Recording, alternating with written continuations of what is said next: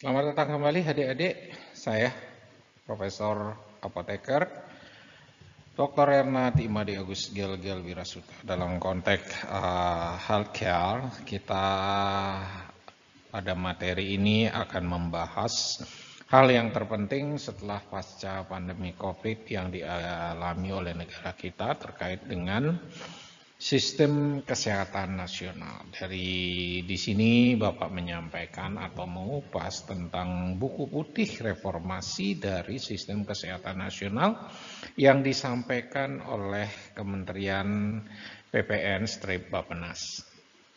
Apa pentingnya bagi kita, adik-adik calon apoteker dan juga institusi pendidikan dalam konteks sistem kesehatan nasional atau reformasi yang diinginkan, sehingga kita tahu arah ke depan pembangunan kesehatan bangsa ini atau kendala-kendala yang dihadapi apa, sehingga adik-adik sebagai stakeholder atau subsistem dalam sistem kesehatan nasional bisa berperan dalam memajukan atau membangun kesehatan nasional itu sendiri. Adapun dari kerangka outline dari buku tersebut, di sini ada 6 bagian. Ada urgensi reformasi SKN, kemudian ruang lingkup reformasi SKN, kemudian proses penyusunan konsep reformasi SKN. Berikutnya tujuan dan milestone yang ingin dicapai dari reformasi SKN tersebut. Pada poin 5 adalah area strategi kunci, strategi pelaksanaan, dan indikator reformasi SKN. Pada poin terakhir akan dibahas dari buku ini adalah kontribusi stakeholder yang diharapkan dalam pembangunan SKN tersebut. Kita masuk pada urgensinya. Jadi apa sih urgensi dari reformasi SKN? Pada kenyataannya bahwa pandemi COVID yang telah melanda dunia bahkan bangsa kita telah membuka mata kita bahwa sistem SKN kita masih lemah. Khususnya kemampuan dalam pencegahan termasuk testing, tracing, tracking, serta kemampuan dalam penanganan lonjakan kasus dalam layanan kesehatan di masa pandemi, termasuk sulitnya mobilitas dari sumber daya kesehatan seperti fasilitas kesehatan, kefarmasian dan alat kesehatan, tenaga kesehatan, laboratorium, dan pembiayaan kesehatan. Hal ini telah membuka mata kita bahwa pembangunan di bidang kesehatan belum berjalan sempurna, sehingga dibutuhkanlah suatu reformasi yang mendesak sehingga bangsa kita mencapai suatu kemandirian atau mampu bertahan terhadap guncangan seperti pandemik COVID yang telah melanda dunia, sehingga kita bisa recovery dalam 2 tahun dan setelah itu dilanda oleh peperangan sehingga akan melanda lagi yang lainnya. Nah, oleh sebab itu kemandirian menjadi kata kunci dalam penyelesaian kasus ini. Nah, di sini menilik dari kenyataan bahwa 20 tahun perkembangan reformasi kesehatan, bahwa dibutuhkanlah suatu reformasi yang tidak hanya memastikan surveillance yang semakin baik dilakukan selama pandemi COVID tetap terjadi dan belum berakhir, namun memastikan Indonesia siap menghadapi ancaman wabah, outbreak, atau pandemi atau kedaruratan kesehatan lainnya. Beberapa pembelajaran yang penting kita dapat ambil atas kekurangan dari kapasitas respon SKN. Pertama adalah pemanfaatan teknologi informasi untuk surveillance dan pemantauan protokol kesehatan masyarakat. Kemudian kapasitas pencegahan dan mitigasi yang dilakukan dengan kemampuan testing, tracking, dan tracing. Di sini yang tidak cepat dan jumlahnya terbatas sehingga sistem surveillance penyakit belum terintegrasi dalam berjalannya pada real time sehingga serta terbatasnya dari laboratorium standar khususnya di sini BSL tipe 1 dan BSL grade 3. Nah, komunikasi risiko dari awal pandemik 2019. Kita tidak paham pandemik itu risikonya seperti apa, kemudian kapasitas dan fasilitas pelayanan kesehatan yang terbatas dalam menghadapi surge capacity yang ditunjukkan dengan belum cukupnya jumlah fasilitas isolasi, ruang rawat inap, IGD, rumah sakit, kurangnya APD bagi tenaga kesehatan di masa awal pandemik, manajemen kasus yang lemah, tata laksana kasus sebagai panduan pelayanan kesehatan yang belum jelas. Mekanisme mobilitas pembiayaan kesehatan termasuk rendahnya keterlibatan pembiayaan sektor non-pemerintah dan masyarakat yang abai terhadap protokol kesehatan dan penolakan vaksinasi. Semua ini menjadi penting, menjadi pembelajaran bagi kita tenaga kesehatan dalam membangun reformasi kesehatan atau sistem kesehatan ke depan yang tangguh dan mandiri. Mengapa perlu dilakukan reformasi pada sistem kesehatan kita? Pertama, pembelajaran penanganan pandemi COVID menunjukkan lemahnya sistem kesehatan nasional, khususnya pada sistem keamanan ketahanan kesehatan, sehingga health security and resilience yang sangat masih lemah. Sistem kesehatan nasional belum mampu merespon permasalahan kronis pembangunan kesehatan. Nah, kondisi pembangunan kesehatan saat ini kita perlu lihat bahwa ketahanan kesehatan dan pengendalian penyakit, yaitu ketahanan kesehatan dan pengendalian penyakit di Indonesia masih lemah. Indonesia masih harus menghadapi penyakit menular dan yang masih ditemukan beberapa penyakit tropis yang masih terabaikan. Nah, pelayanan kesehatan Indonesia mengadopsi suatu model campuran pelayanan kesehatan, yaitu pelayanan kesehatan publik dan swasta, yaitu kombinasi. Pada kuliah sebelumnya kita sudah jelaskan bahwa bagaimana profil Indonesia, sebagian besar pelaku kesehatan itu adalah berasal dari non-government.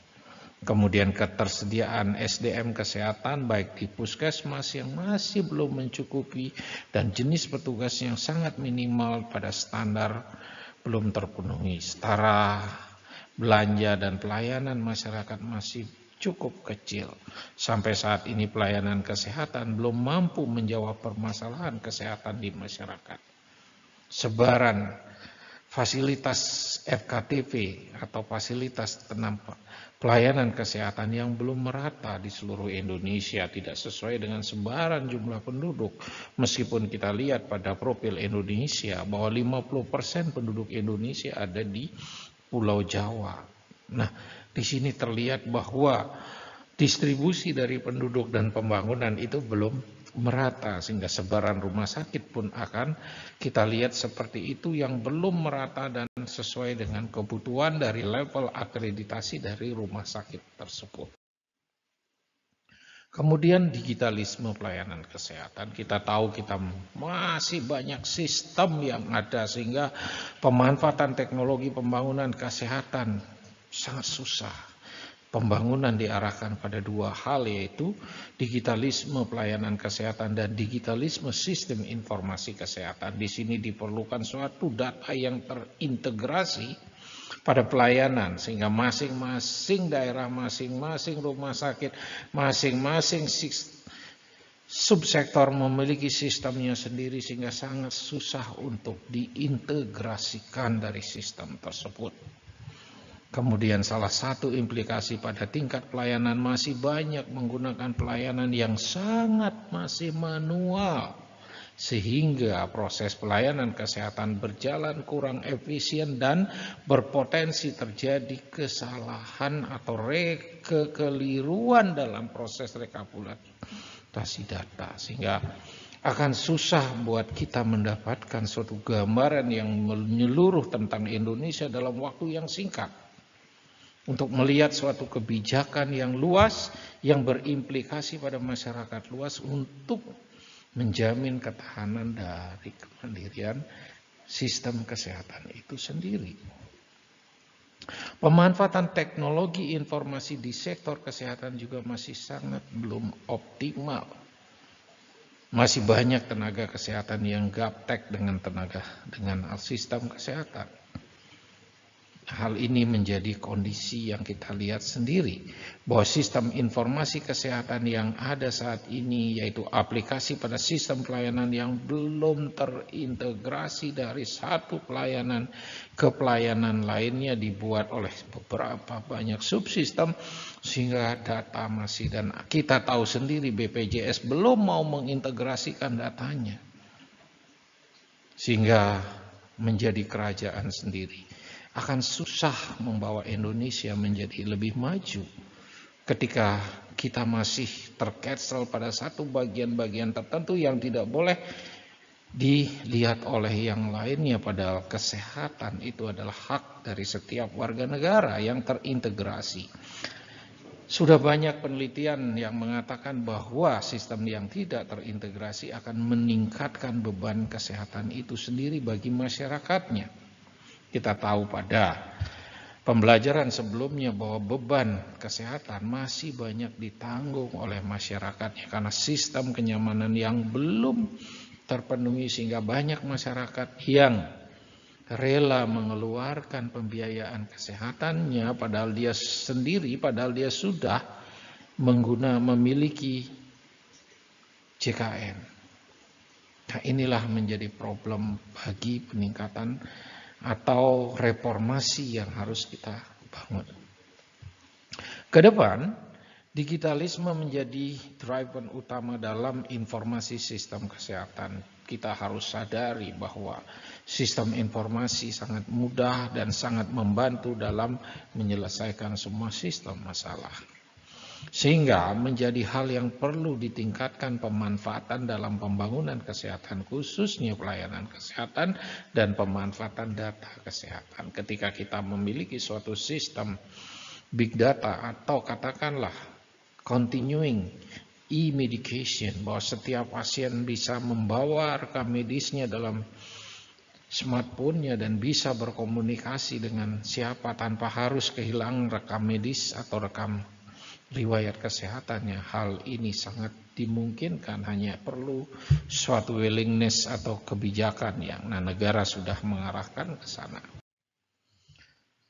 Kalau kita lihat tenaga kesehatan, permasalahan utama dari tenaga kesehatan adalah masih kurangnya produksi beberapa jenis tenaga kesehatan dan belum meratanya distribusi tenaga kesehatan di seluruh wilayah tingkat fasilitas kesehatan. Hal ini real. Karena apa?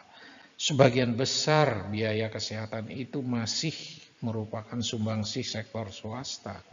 Pemerintah belum sanggup mendrive itu semua, dan pembangunan ekonomi juga belum merata, sehingga dengan sendirinya tenaga kesehatan belum bisa dibuat merata karena tenaga kesehatan umumnya menempuh pendidikan bukan atas biaya negara, melainkan biaya sendiri yang sangat juga mahal dari biaya pendidikannya.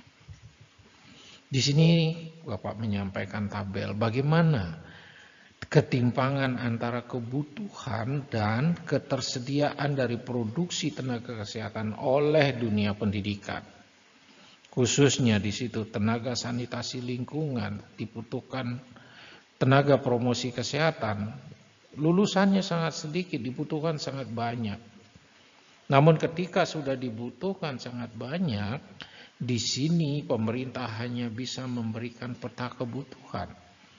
Sama tenaga kesehatan seperti tenaga kefarmasian. Kita tahu menurut PP 51 bahwa setiap puskesmas minimal harus ada apoteker, tapi pada kenyataannya pemerintah belum sanggup menempatkan apoteker dan membayar apoteker di setiap puskesmas, sehingga apoteker tentunya akan mencari tempat yang lebih layak sendiri. Tabel berikut jelas lebih timpang lagi ketika kita melihat pada level pendidikan spesialis. Nah, apoteker juga harus sudah dirancang akan ada spesialis untuk mendampingi dokter-dokter spesialis dalam melakukan counterpart atau partner dari dokter dalam melakukan drug auditing atau pemanfaatan audit penggunaan obat yang tepat bagi pelayanan kesehatan.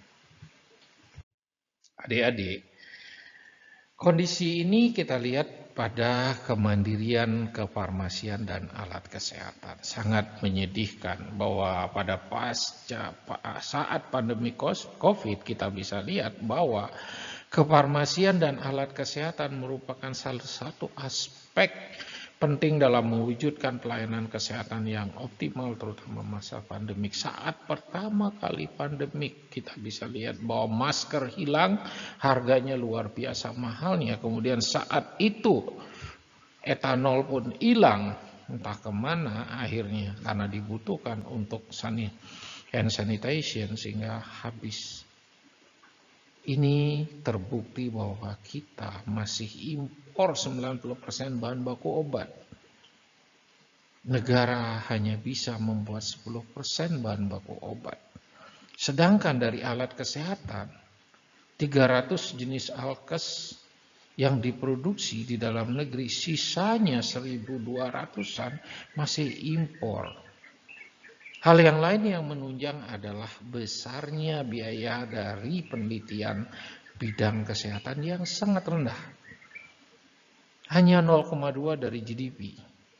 Sedangkan di negara lain, USA 2,8, Singapura 1,9%. Wajar bagaimana kita bisa memproduksi sediaan kefarmasian atau bahan baku obat atau alat-alat kesehatan yang dibutuhkan oleh bangsa ini, sehingga lebih baik mengimpor daripada membuat sendiri di dalam negeri. Namun pada kenyataannya pada saat pandemi COVID, hal itu menjadi masalah yang besar. Kemandirian, resiliensi, ketangguhan menjadi suatu kata kunci. Adik-adik, bagaimana kita memberdayakan masyarakat? Di mana keterlibatan dari masyarakat dalam JKN sebagai peserta aktif yang tinggi, tingginya keterlibatan masyarakat dalam upaya pelayanan masyarakat desa, namun belum optimalnya swasta dalam melakukan sistem rujukan pelayanan. Dalam artian, hal ini belum tercatat dengan sistem yang baik, meskipun partisipasi masyarakat yang sangat tinggi. Pembiayaan masyarakat, yaitu health universal coverage yang masih diharapkan sebagai fakta yang belum semua masyarakat memiliki akses yang sama pada fasilitas kesehatan. Di sini, meskipun kita lihat bahwa masyarakat secara aktif ikut pada JKN lebih besar daripada masyarakat yang dibiayai oleh negara untuk ikut JKN. Diharapkan terjadi peningkatan pembiayaan. Nah, cuman kita perlu lihat bagaimana JKN ini yang harus direformasi sesuai dengan reformasi yang dicanangkan dalam SKN. Mari kita lihat adik-adik ruang lingkup reformasi SKN. Reformasi SKN di sini merupakan suatu perubahan fundamental sistem kesehatan dalam aspek kebijakan, program maupun kegiatan yang dilakukan secara berkelanjutan. Ada 4 bidang yang harus diacu atau dilihat secara sistemik terhadap sistem kelembagaan yang mengatur regulasi pembiayaan dan layanan. Kemudian terorganisasi, yaitu menentukan pihak, lembaga, organisasi, serta jejaring yang terkait yang berperan dalam layanan kesehatan yang berfokus pada jaminan kualitas dan efisiensi layanan kesehatan. 3. Programatik, menentukan prioritas sistem kesehatan yang mendefinisikan program atau kegiatan intervensi secara universal. Ya, keempat, instrumental. menciptakan atau menggunakan sebuah instrumen untuk meningkatkan kerja sistem berbasis pada informasi, hasil penelitian, inovasi teknologi, dan pengembangan sumber daya manusia. Nah, disinilah yang terpenting, hasil penelitian, inovasi, dan pengembangan sumber daya manusia sebagai tenaga kesehatan. Adik-adik, sebagai tenaga apoteker nantinya harus diharapkan seperti pada 9 bintang apoteker yang diharapkan, yaitu long life learner atau riset sepanjang zaman. Nah, inilah jiwa-jiwa ini sangat dibutuhkan dalam mereformasi SKN itu sendiri. Kita lihat dalam reformasi perlu ditinjau kembali framework atau faktor-faktor risiko serta melibatkan pada sektor-sektor lain di Indonesia. Reformasi kesehatan dilakukan dalam dual track, yaitu jangka menengah dan jangka panjang. Jadi di sini dual track yaitu quick win, jangka menengah dan jangka panjang. Hal-hal yang dapat menjadi quick win merupakan suatu strategi yang telah jelas arah pelaksanaan dan dapat segera dilaksanakan oleh stakeholder, antara lain berbagai intervensi untuk pemenuhan rumah sakit unggulan, eliminasi TBC, afirmasi pada tenaga kesehatan perlu dikawal pada setiap tahunnya. Pada gambar terlihat 3 dimensi learning health system yang disampaikan oleh WHO 2021, sehingga kita mengacu pada dunia internasional juga bagaimana pengembangan individual, group organization, dan cross organization pada bidang triple X ini. Yang lain adalah learning loop, kemudian pada tempat yang lain dimensinya adalah meaning of learn. Sehingga kita perlu di sini membangun suatu sistem reformasi dengan ruang lingkup dimensi yang luas. Proses penyusunan dari konsep reformasi SKN. Pertama, konsep reformasi SKN merupakan kemudian diterjemahkan sebagai menjadi major project penguatan SKN dalam RKP 2021, perencanaan pembangunan yang menerjemahkan menjadi suatu major project reformasi SKN pada RKP 2022. Pembagian peran lintas sektor dari reformasi SKN bertujuan untuk mewujudkan perencanaan yang berkait pada sistem kesehatan Indonesia secara holistik, integratif, tematik, dan spasial. KL utama tujuannya di sini adalah dari yang berperan pada reformasi SKN. Di sini ada beberapa sistem yang terlibat, dia Kemenkes, Kemendikbud, dan segala macamnya. Terakhir ada BPOM. Kemudian ada sistem yang lain sebagai penunjang, yaitu adalah di sini adalah kontribusi, bisa SDM, Kominfo, dan segala macam sistem terlibat dalam kesehatan itu sendiri. Hasil pertemuan dari lintas sektor tersebut adalah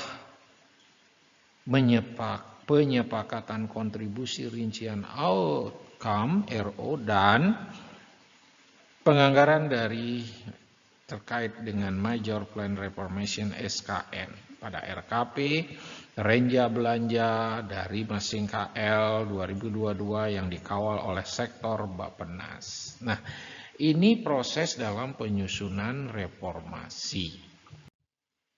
Ini petanya pada 2020 bagaimana penyusunan pembelajaran COVID, arahan Presiden, temuan tingkat menteri, serial diskusi, penerjemahan reformasi, serial webinar 2021, penyempurnaan serial webinar, pengawalan dari SKN, kemudian membuatlah suatu buku putih reformasi yang dikeluarkan oleh PPN yang menjadi bahasan kuliah kali ini.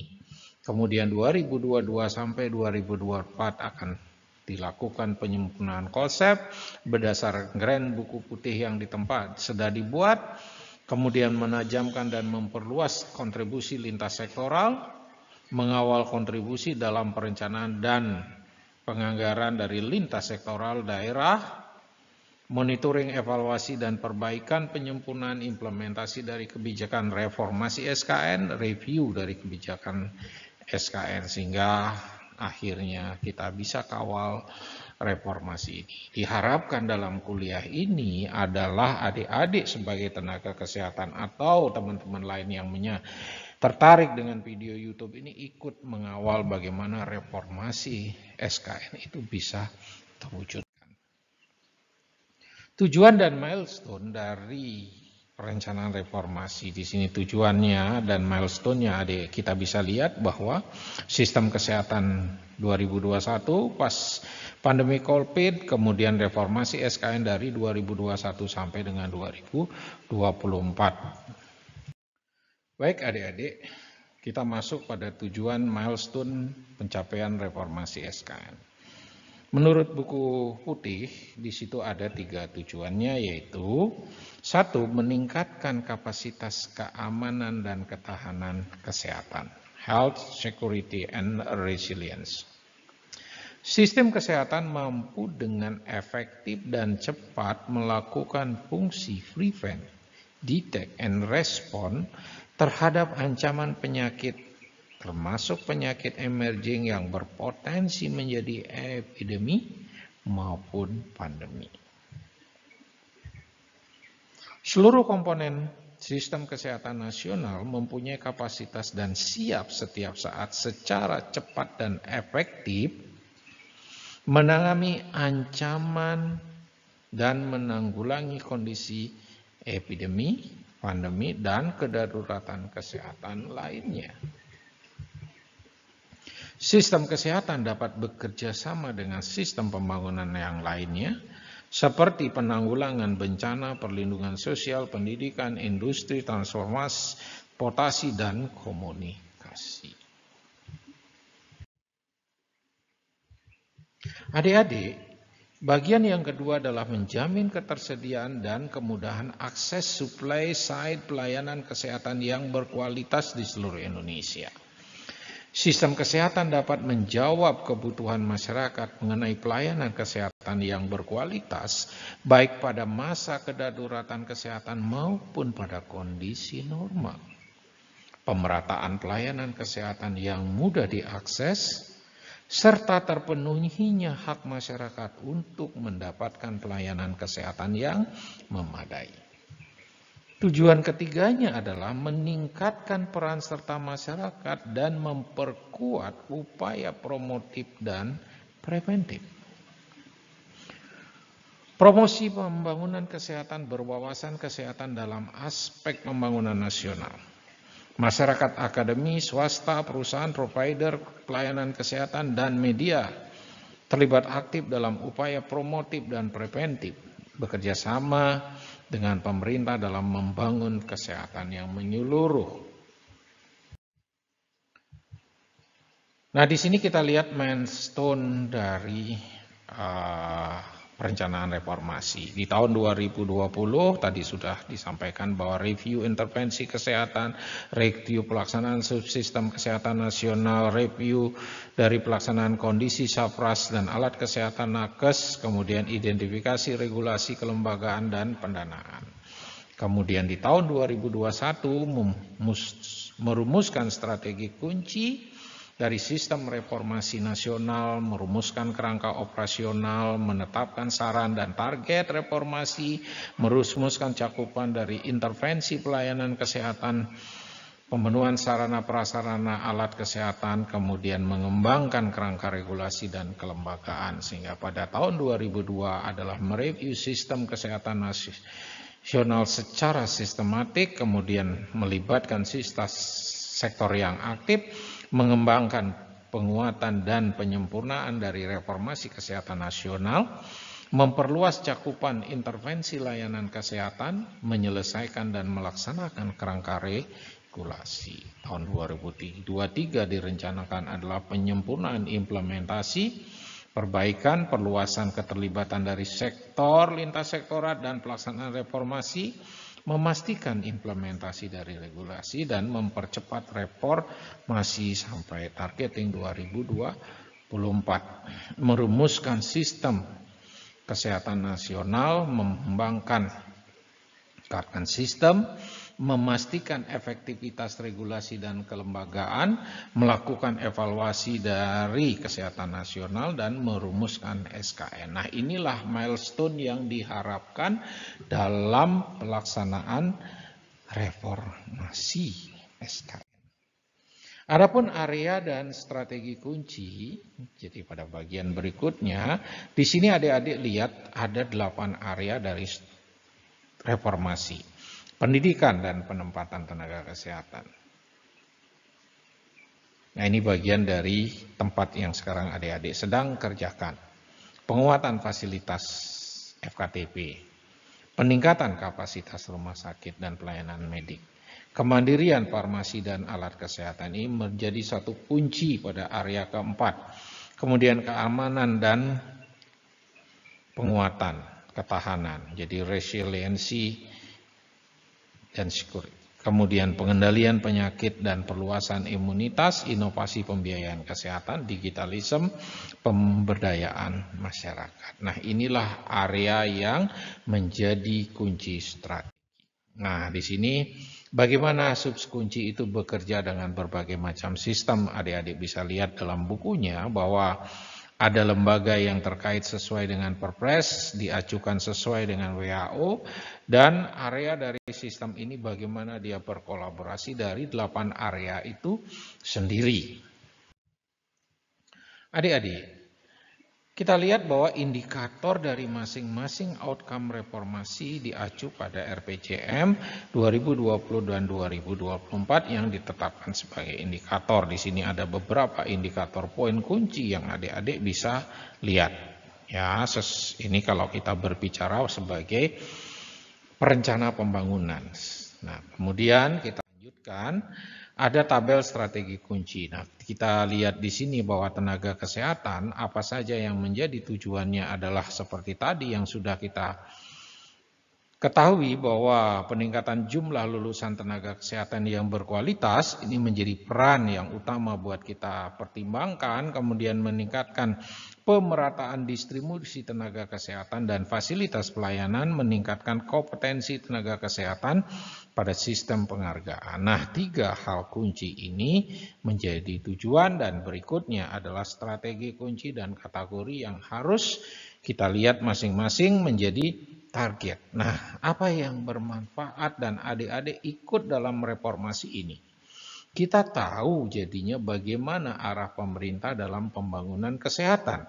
Sehingga kita ingin terlibat dan untuk mendapatkan bagian dalam membangun kesehatan. Tentunya tidak hanya bagian saja, tentunya akan mendapatkan porsi pekerjaan dan penghasilan yang layak.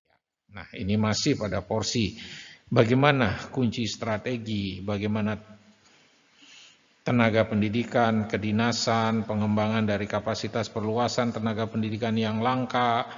Nah, kita masih harus bahas satu persatu dari aspek pendidikan sesuai dengan masing tugas fungsi pokok kita. Nah, kemudian ada area kedua yaitu penguatan fasilitas. Ini adik-adik bisa baca dengan jelas, merupakan suatu mandatori bahwa puskesmas harus dibangun sebagai fungsi promotif dan preventif. Kemudian pembangunan fasilitas puskesmas sampai ke kecamatan atau desa, memenuhi 9 nakes yang ada dan non-nakes yang ada di puskesmas, penyempurnaan pada sistem akreditasi dari TFKTP. Peningkatan kapasitas rumah sakit di daerah tertinggal dan perlu kepulauan.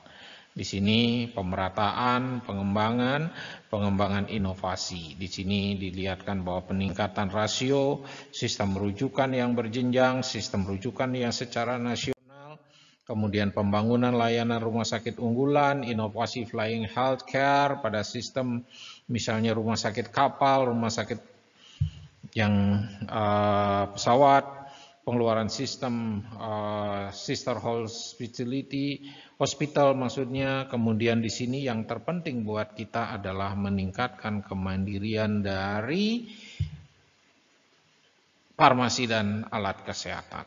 Diperlukan suatu riset, pemanfaatan sediaan farmasi dan alkes dalam negeri, pengembangan produk sediaan farmasi yang bersertifikat halal, kemudian produksi sediaan farmasi dan alkes di dalam negeri. Kemudian standarisasi dari sertifikasi alkes dalam negeri. Yang poin 5 adalah penguatan keamanan dan ketahanan. Ada peningkatan kualitas surveilansi terutama pada sistem informasi laboratorium dan sumber daya manusia. Peningkatan kapasitas pengawasan pintu masuk negara, peningkatan kapasitas untuk merespon pandemi. Strategi kuncinya adik-adik bisa lihat di sini ya, menjadi hal yang terpenting. Bagaimana pada area pengendalian penyakit, jadi Kesmas bisa terlibat di sini, memperluas antigen cakupan, inovasi, riset pun masih banyak diperlukan di sini dari seluruh stakeholder yang terlibat. Pada bidang 7, inovasi pada pelayanan kesehatan. Di sini tenaga-tenaga kesehatan menggunakan sistem mekanisme informasi kesehatan. Bagaimana yang harus efektif? Masih belum banyak ahli-ahli atau tenaga-tenaga farmasi alumni kita lumayan bekerja pada BPJS, namun bagaimana dia bisa memahami atau meningkatkan pembangunan kesehatan itu sendiri. Kemudian digitalisme. Nah, ini menjadi tantangan yang sangat besar bagaimana menguatkan digitalisme pelayanan kesehatan, revitalisasi, upaya pelayanan yang berbasis masyarakat sehingga dibutuhkan suatu sistem digital yang terintegrasi sehingga mampu dijadikan sebagai penguatan yang signifikan. Nah, demikianlah adik-adik dari tabel yang Bapak sudah sampaikan. Berikutnya, bagaimana strategi kunci penguatan dari pelayanan kesehatan dasar atau primary health care. Ada area 1 pendidikan dan penempatan tenaga kesehatan memiliki standar tenaga 9. Jadi di puskesmas minimal ada 9 nakes yang diwajibkan. Peningkatan jumlah pendidikan promosi, kemudian task shifting, daerah yang sulit akses pelayanan kesehatannya, kemudian pendekatan tim multidisiplin. Nah, di sini sudah banyak diberikan suatu contoh keberhasilan bahwa adanya kampus merdeka didasari pada adik-adik harus memahami sedikit multidisiplin atau memahami bidang lain dalam menjalankan pekerjaan kefarmasiannya. Area kedua adalah penguatan FKTP dan area ketiga peningkatan kapasitas rumah sakit pada pelayanan kesehatan di daerah terpencil dan tertinggal. Penguatan kemampuan kepemimpinan puskesmas, pembinaan lingkar kecamatan dan seterusnya. Pemenuhan infrastruktur rumah sakit dan FKTP dan seterusnya. Pada area kemandirian, memenuhi kebutuhan sediaan farmasi, bahan habis pakai kefarmasian dari dalam negeri. Nah, ini yang terpenting, dari dalam negeri. Pengembangan suatu vaksin baru, termasuk vaksin halal, produk dalam negeri. Area kelima adalah penguatan keamanan dan ketahanan kesehatan. Dan area keenam, pengendalian penyakit dan perluasan imunisasi. Peningkatan kapasitas laboratorium, penguatan FKTP, perluasan antigen, early warning pada sistem penyediaan kesehatan sebagai data utilitas yang berkualitas, perluasan dari deteksi dini penyakitan pada penyakit di layanan primer. Pada area ketujuh, inovasi pembiayaan. Di sini suatu pengembangan pembiayaan yang diperlukan suatu riset, diperlukan suatu penguatan yang lebih bagus sehingga terjadi peningkatan pembiayaan kesehatan sehingga diperlukanlah tenaga-tenaga health economy. Jadi adik-adik yang farmasi yang tertarik pada ekonomi kesehatan, ya setelah selesai dengan S1-nya mungkin lanjut ke S2 ekonomi, setelah itu berfokuslah di sini karena ini bagian dari reformasi sehingga negara akan berkomitmen meningkatkan biaya kesehatan minimal sampai pada 1 GDP. Pada area ke-8 digitalisme dan pemberdayaan masyarakat. Jadi sistem kesehatan yang terintegrasi yang harus dibangun, bagaimana di apotek sistem kesehatannya bisa terintegrasi, pengembangan intensif pemberdayaan organisasi kemasyarakatan, kemudian revitalisasi upaya kesehatan. Adik-adik, bagaimana kontribusi stakeholders yang diharapkan? Kita lihat pertama, stakeholder jadi SKN. Baik dari sektor kesehatan maupun dari non-sektor kesehatan dalam reformasi SKN ke depan. Ada 3 bidang, instansi yang memiliki tugas dan fungsi di bidang kesehatan, instansi penunjang, dan instansi koordinator. Nah, pemerintah telah membuat suatu sistem siapa yang melakukan apa, sehingga job desk-nya akan berjalan dengan jelas, sehingga kita akan ikut follow dalam sistem ini atau integrated dalam reformasi ini, sehingga kita bisa terlibat dalam sistem yang diharapkan oleh pemerintah atau dibangun oleh pemerintah. Ini kontribusi yang diharapkan. Adik-adik bisa lihat dengan detail pada level pemerintah daerah yaitu SKD, apa yang diinginkan, pendidikan, penguatan fasilitas, peningkatan bahwa kita tahu bahwa pembiayaan kesehatan tidak murni menjadi pembiayaan pusat APBN, melainkan APBD dan juga harus terlibat di sini. Nah, kemudian ada kontribusi, ada inovasi pembiayaan, ada digitalisme. Nah,